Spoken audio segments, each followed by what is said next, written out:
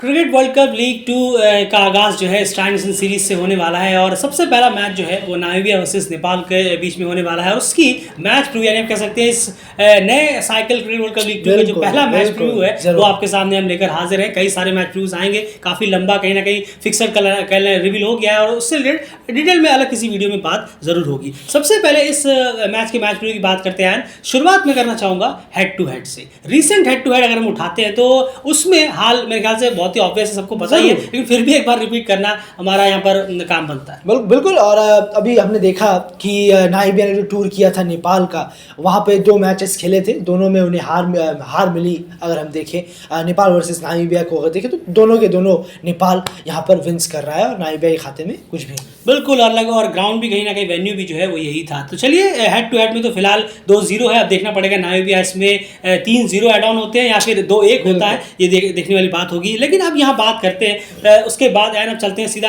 Batting areas की तरफ। सबसे पहले अगर हम देखें 2 कैटेगरी में हमने यहाँ पर इस वीडियो को बांटा है, एक बैटिंग कैटेगरी और एक बॉलिंग कैटेगरी में। तो बैटिंग कैटेगरी में दोनों टीमों के पर्सपेक्टिव से हम देखेंगे, पहले नामीबिया के पर्सपेक्टिव से और नेपाल के पर्सपेक्टिव से। तो नामीबिया के पर्सपेक्टिव से एक ही चीज़ में पूछना चाहूँगा आपसे, जो पॉइंट आपने कहीं ना कहीं डिस्कशन में ये चीज़ आगे रखी थी, वो क्या होगी? नहीं, ज़रूर देखिए, अगर हम नामीबिया बल्लेबाजों को स्पिनर्स के खिलाफ कुछ प्लान वगैरह बनाना चाहिए, स्पिनर्स के अगेंस्ट वो कैसा करते हैं, क्योंकि हम जानते हैं नेपाल के स्पिनर्स जो है वो गेम में वापसी बहुत बेहतरीन करा देते हैं। अगर हम देखें रिसेंटली देखेंगे आप, कई मैचों से ये चला आ रहा है और होम में है तो और ज़्यादा यहाँ एडवांटेज बढ़ जाता है स्पिनर्स को नेपाल के। तो नामीबियन बल्लेबाजों को कोशिश करनी होगी कि वो कुछ प्लान्स लेकर आए, किस तरीके से वो खेलना चाहते हैं, स्वीप शॉट ज़्यादा मारना चाहते हैं या सीधे बल्ले से ज़्यादा खेलना चाहते हैं, पैर निकाल कर खेलना चाहते हैं, फुटवर्क का यूज़ करना चाहते हैं। तो थोड़ा सा यहाँ प्लान अगर हमें नज़र आए नामीबियन बल्लेबाजों के थ्रू, बैट्समैन के थ्रू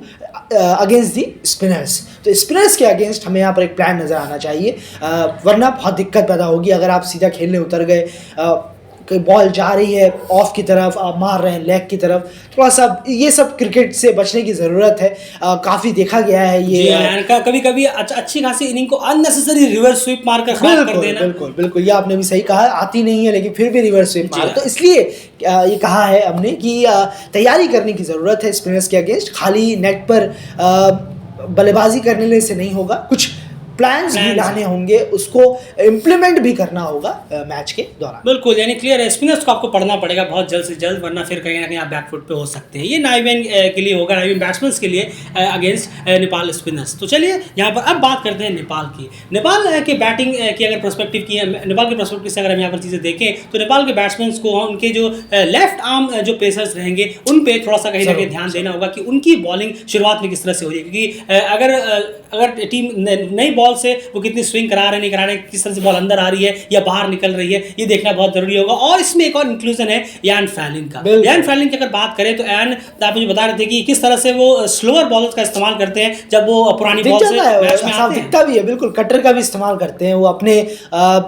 3 या 4 ओवर होने के बाद वो इस चीज़ का इस्तेमाल बहुत ज़्यादा करते हैं। वो अपने बॉलों में 6 में से 3 बॉलें 4 बॉलें ऑब्वियसली स्लोअर या कटर ही होती हैं उनकी, तो ये पढ़ना होगा। लेफ्ट आर्मर्स जो बॉलर्स हैं वो थोड़ा सा डिफिकल्ट पैदा कर देते हैं राइट हैंडेड बैट्समैन के लिए। तो नेपाल में राइट हैंडेड बैट्समैन काफ़ी हैं, तो देखना होगा ये कि कैसे ये बल्लेबाज इनको टैकल करते हैं। पिछली बार तो स्मिथ और फ्राइलिंग थे भी नहीं। बिल्कुल, तो यही इसीलिए कहीं ना कहीं मैंने कहा कि ये दोनों इस बार थे नहीं, तो इस बार इंक्लूड हो रहे हैं जे स्मिथ, यान फैलिंग और रुवेन ट्रम्पलमैन। ये तीनों को कहीं ना कहीं नेपाल के बैट्समैन को कुछ आराम से खेलना होगा, बेहतर खेलना होगा, थोड़ा बहुत रीडिंग करनी होगी। एक आध बाउंड्रीज आ गए तो फ्लो में बह नहीं जाना है कि एक आध बाउंड्रीज आ गई यार तो बहुत आसान हो गया खेलना, वो चीज़ें देखनी कहीं ना कहीं होंगी, क्योंकि आपके अच्छा टोटल अगर आप लगा लेते हैं तो आपके बॉलर्स का जो काम है वो काफ़ी ज़्यादा आसान, मैं ये कहूँगा काफ़ी ज़्यादा आसान हो जाएगा। लेकिन फिर भी बॉलर्स का कम से कम कुछ टोटल तो रहेगा कि आप उस मैच में बने रहेंगे। मान के चलिए अगर आपने कहीं ना कहीं 180-190 बनाया तो इस मैच में प्रेशर आप पे कहीं ना कहीं ज्यादा होगा पहले बैटिंग करते हुए। लेकिन वहीं पर अगर बैट्समैन थोड़ा देख संभल कर खेल कर अगर टीम का स्कोर 260-265 तक पहुंचा दिया तो आपके पास लंबा चौड़ा वक्त होगा कि अगर आप शुरू में गेम में नहीं भी हैं तो आप बाद में वापसी कर सकते हैं। इसीलिए जरूरी होगा कि आपने विकेट की अहमियत को समझे और लेफ्ट आर्म पे जो पेसर्स रहेंगे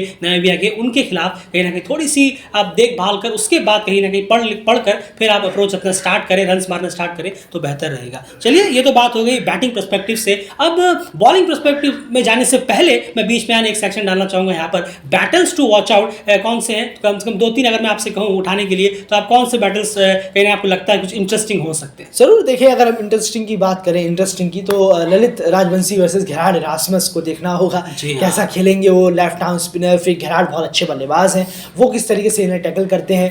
कुशल भुरतेल वर्सेस ट्रम्पलमैन शुरुआत में ही आते हैं नई बॉल से, और कुशल भुरतेल का गेम तो हम जानते ही हैं, बहुत अटैकिंग क्रिकेट रहता है वो, और एक लेफ्ट आर्मर को किस तरीके से यहाँ पर खेलेंगे, ये भी देखने वाली बात होगी। क्या इसमें भी वो अटैक ही करेंगे या थोड़ा सा सिंसियर क्रिकेट खेलेंगे, अपना शायद नेचुरल गेम ही खेलते हुए नजर आए। और एक और है, वो है कुशल मल्ला वर्सेस बर्नल स्कॉल्ड्स, क्योंकि जिस वक्त कुशल मल्ला बैटिंग करते हैं, बर्नल स्कॉल्ड्स ही बॉलिंग करा रहे होते हैं उस वक्त, या फिर कोई और थर्ड या फोर्थ पेसर बॉलिंग करा रहे होते हैं। तो बहुत इंटरेस्टिंग रहेगा, क्योंकि कुशल मल्ला का गेम क्या 6 मारने वाला रहेगा या फिर कुछ साथ देने वाला भी रहेगा अपने पार्टनर को, ये देखना होगा। बिल्कुल, और कहीं ना कहीं अटैक, जैसे मैंने आपसे हमेशा से कहा है, आपके ऊपर अटैकिंग का टैग ऐसे ही नहीं हट जाएगा कि आप सिर्फ 6 मारना बंद कर देंगे तब अटैकिंग। आप सारे अपने शॉट्स ले सकते हैं, लेकिन थोड़ा सा आपको अहमियत समझना पड़ेगा, सिचुएशन समझनी पड़ेगी, और आपको ये देखना पड़ेगा कि थर्ड डाउन का कॉन्ट्रीब्यूशन सिर्फ 20-25 का नहीं रहना चाहिए, जो हम लगातार अपनी वीडियोज में कह भी रहे। लेकिन खैर, बैटल्स टू वॉच आउट में ये 3 हमारे रहेंगे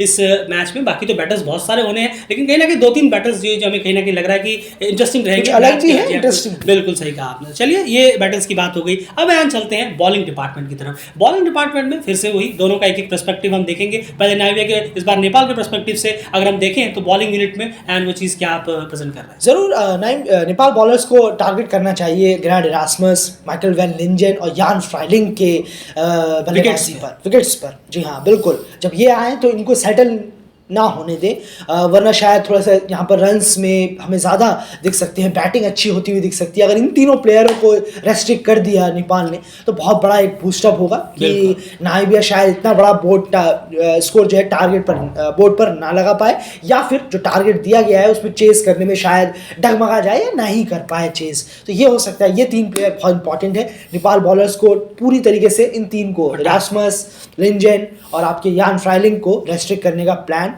जरूर बनाना होगा। जिस भी तरीके से हो आउट करने की ज़रूरत यहाँ होगी। बाउंसर, स्विंग, स्पिन, कोई लेफ्ट आर्म स्पिन, कोई राइट आर्म ऑफ स्पिनर, कुछ फील्डिंग में फंसाना, कुछ रनआउट्स तेजी। जब ये 3 खेल रहे हो तो प्लीज अपनी फील्डिंग को बहुत टाइट रखिए, ओवरऑल ही रखिए, पूरे मैच में ही रखना पड़ता है। चाहे बॉलर 1 रन ले, वो भी 1 रन ही माना जाएगा, लेकिन फिर भी ये 3 खेल रहे हो तो स्पेशली ध्यान देने की जरूरत। बिल्कुल, यानी इन 3 प्लेयर्स में जो फील्डिंग एरर्स हैं, बिल्कुल सही, फील्डिंग एरर्स है, उसका जो मार्जिन है वो एकदम रेयर हो जाना चाहिए, क्योंकि ये नहीं फायदा उठाएंगे, बहुत फायदा उठाएंगे। ये 3 प्लेयर हमने क्यों पिक किया, क्योंकि लिंजन जो है वो ऊपर आते हैं और बहुत तेज खेलते हैं, मारा था, सेंचुरी पे लगाई है इसी ग्राउंड पर हम देखें तो वो काफी तेज खेलते हैं, और अगर उनको स्टार्ट मिल गया अच्छा खासा 80-90 लगा दिए तो 80-90 बहुत जल्दी होंगे, काफी तेज होंगे, और वो टीम को एक जबरदस्त शुरुआत दिलाएगा। तो 200 तो कहीं भी नहीं उनके, वो आराम से उसे क्रॉस करेंगे। बीच में गेरार्ड इरास्मस, आप उनकी इंपॉर्टेंस ऑलरेडी जानते हैं, अच्छे प्लेयरों की इंपॉर्टेंस बार बार बताई नहीं जाती, नाम ही काफी होता है, उनकी परफॉर्मेंस अच्छी रहती है। पिछला दौर इतना खास नहीं किया था, लेकिन इस बार वो जरूर उस एक्सपीरियंस से गेन करना चाहेंगे। और यान फ्राइलिंग भी काफी नीचे आकर एक इनिंग को पहले बिल्डअप करके फिर बहुत ही तेज अपना गेयर बनाते हैं। 200 का तकरीबन का स्ट्राइक रेट रहता है ओडीआई के मैचेस में, कई इनिंग्स में 200 के आसपास का स्ट्राइक रेट पहुंच जाता है। इसीलिए ये 3 हमने प्लेयर्स पिक किए। इनके खिलाफ आपकी फील्डिंग टॉप नॉच होनी चाहिए और एरर्स बहुत कम हो, इनके कैच ड्रॉप्स कम हो, और इन तीनों पे ज्यादा से आप टारगेट करें तो डेफिनेटली आप एक ऐसे टोटल तक नाइविया को रोक पाएंगे जो कहीं ना कहीं गेटेबल होगा, या फिर आप अपने स्कोर को डिफेंड भी कर सकते हैं। तो इनके खिलाफ एक स्पेसिफिक प्लान और टारगेट रहना चाहिए। एंड यही अब नाइविया के पर्सपेक्टिव से अगर चीज देखी जाए, नहीं जरूर देखिए, नेपाल के बैट्समैन को हमने एक चीज़ देखी है कि वो बहुत जल्दी कहना होगा कि बल्ला उठाने के उसमें आ जाते हैं कि हाँ अब एक शॉट हमें ट्राई करना चाहिए, एक शॉट हमें मारना चाहिए, कहीं चौका कहीं छक्का देखना चाहिए शायद। तो इससे नाइवियर बॉलर्स एक फ़ायदा उठा सकते हैं कि वो थोड़ा सा यहाँ पर प्रेशर क्रिएट करें, उन्हें मौका दें। पहले तो प्रेशर क्रिएट करें कि हाँ आप पे रन नहीं आ रहे, सिंगल नहीं आ रहा, ऐसा वाला प्रेशर, डॉट बॉल्स का प्रेशर, और फिर मारने के लिए इन्वाइट करें कि हाँ आप कुछ जगह दें कि आप इस जगह से चौका मार सकते हैं, इस जगह से आप छक्के लगा सकते हैं, मारिए इस जगह पर। तो नाइवियर बॉलर्स ये ट्राई कर सकते हैं। नई बॉल होगी तो 5वें स्टंप पर ट्राई कर सकते हैं आप, जब आप नई बॉल से बॉलिंग करा रहे हो, क्योंकि दोनों जो ओपनर्स हैं वो बहुत छेड़ते हैं बाहर की, जी हाँ, बहुत ज़्यादा बल्ला बार बार लगाते हैं, पोक करते हैं अपना बल्ला 5वें स्टंप की तकनीक। हमने बहुत बार देखा है, चाहे आसिफ हो चाहे कुशल हो, बहुत देखा है कि वो बल्ला बहुत लगाते हैं अपने 10 ओवर की स्टार्टिंग फेस में। ये ट्राई कर सकते हैं। स्पिनर्स जो है वो भी इसका फ़ायदा उठा सकते हैं। जैसे कुशल मल्ला आउट होते हैं, वो हर बार लॉन्ग ऑन या डीप विकेट पर ही अपना विकेट देके जाते हैं, उठा के मारे। तो ये ट्राई करें, मारने का मौका दें, मारने का मौका थोड़ा दें। ललचाएं, उस प्रोसेस में एक दो सिक्सेस जाएंगे तो आपको भी। लगेगा जी प्लान हाँ। बैकफायर किया, लेकिन ऐसा नहीं, 50 ओवर है, प्लान 2 मिनट में 2 गेंदों में बैकफायर नहीं करता। हाँ, तो ये आप इस पे ट्राई कर सकते हैं फंसाने का। लेकिन अगर बैट्समैन ने कुछ आउटस्टैंडिंग खेल दिया वो बात अलग है। लेकिन जो देखा है हमने कि कहीं ना कहीं एक दो शॉट वो अच्छा खेलते हैं, लेकिन उसके बाद उठा के मारने जाते हैं, तो शायद नाइबियन बॉलर्स उसका फ़ायदा उठा सकते हैं। लेकिन बाकी तो डे पे निर्भर करेगा कि अगर नेपाल के बल्लेबाजों ने बहुत अच्छा खेला तो वो क्लीन कर जाएंगे। बिल्कुल सही लेकिन कहा। प्लान ये वर्क शायद कर सकता है नाइबियन बॉलर्स के लिए कि वो ललचाएं, फंसाएं और विकेट लेकर जाएं। बिल्कुल सही कहा। और जैसे ओपनर्स के लिए आपने कहा कि कुशल और आसिफ जो होंगे डेफिनेटली उनको आप लगातार चौथे या पांचवें स्टंप पर पोक करते रहे। एक आध शायद आपको पॉइंट की तरफ बाउंड्रीज भी जाती हुई दिखेगी, कवर्स की तरफ शॉट भी जाते हुए दिखेगा, लेकिन और आगे भी अगर आप रखते हैं तो स्लिप अगर आप 2-2 लेकर रखें तो आपके चांसेस बढ़ जाएंगे, क्योंकि ज़्यादा देर तक लीव करने की कैपेबिलिटी नहीं होगी। तो अगर आप, लेकिन आपकी उस जगह पर लगातार बॉल कराने की कैपेबिलिटी है कि नहीं, ये सबसे इंपॉर्टेंट चीज़ है। क्योंकि ये कहना आसान है, क्योंकि बॉलर जो है 2-3 बॉलों में अगर एक आध बाउंड्री लग जाए तो बहुत जल्दी फ्रस्ट्रेट हो जाते हैं कि अरे यार ये तो बहुत रन्स चले गए। लेकिन आपको उस पर लगातार स्टिक रहना है, खास करके नई बॉल से हम ये चीज़ कह रहे हैं। और जाके स्पिनर्स आएंगे तो उनके लिए ललचाने का एक अलग ही प्लान हो तो बहुत बेहतर रहेगा। बाकी ये नोडाविया के पर्सपेक्टिव से हमने आपके सामने चीज़ें रखी है। तो बस मैच प्रीव्यू में फिलहाल यही सब चीज़ें बात करने के लिए दोनों अच्छी टीमें हैं, बस देखना होगा इनकी परफॉर्मेंस कैसी होती है, और जो भी जैसी परफॉर्मेंस रहेगी पोस्ट मैच एनालिसिस लेकर आपके सामने पूरी तरह से हाजिर होंगे। और फिलहाल इस वीडियो में इतना ही। बाकी कैप्टनसी रिलेटेड अगर हम बात करें तो बहुत इंटरेस्टिंग वीडियो हमने डाला हुआ है, जाकर उसे जरूर एक बार सुनिए। और उसके अलावा हमारे प्लेयर्स टू वॉच आउट कौन से रहेंगे इस सीरीज में, वो भी वीडियो डाला हुआ है, उसे भी जाकर एक बार जरूर सुनिए। काफी इंटरेस्टिंग वीडियोस, और कम्युनिटी टैब में भी हमने कई सारे इंटरेस्टिंग आर्टिकल्स डाले हुए हैं cricket world cup league 2 series से रिलेटेड, उसे भी जाकर एक बार जरूर चेकआउट करिए। बाय।